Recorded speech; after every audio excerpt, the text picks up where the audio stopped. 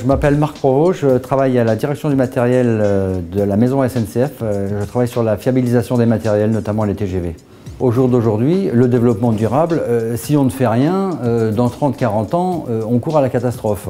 Donc, de par notre métier de transporteur, on est obligé de réfléchir à tout ça et de se transposer sur les années à venir.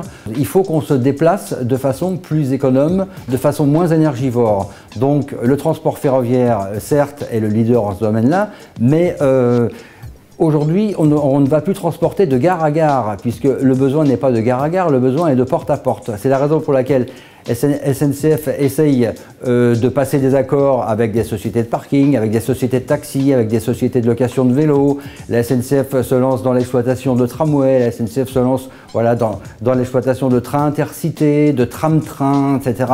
Parce que nous pensons vraiment que l'avenir va se jouer dans cette intermodalité dont on a parlé tout à l'heure et qui va se programmer par les téléphones mobiles, par cette fameuse mobilité point 2.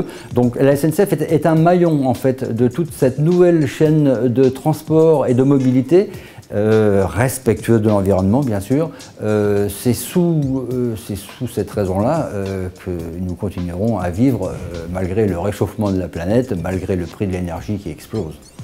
Au jour d'aujourd'hui, l'autoroute ferroviaire, c'est un train-bloc qui transporte uniquement des semi-remorques entre une ville A et une ville B.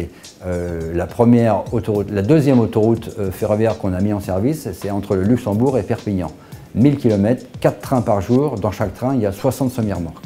Et évidemment, l'autoroute ferroviaire est la réponse pour éviter ces milliers de camions dont on parlait tout à l'heure. C'est la réponse, par exemple, pour traverser la France, entre l'Allemagne et l'Espagne, 1000 km, la réponse, c'est l'autoroute ferroviaire, mais avec tous les problèmes dont on parlait tout à l'heure, c'est-à-dire mettre un matériel ultramoderne sur une infrastructure qui a plus de 100 ans, c'est sûr que des fois ça coince, ça a du mal à passer. Mais nous travaillons là-dessus.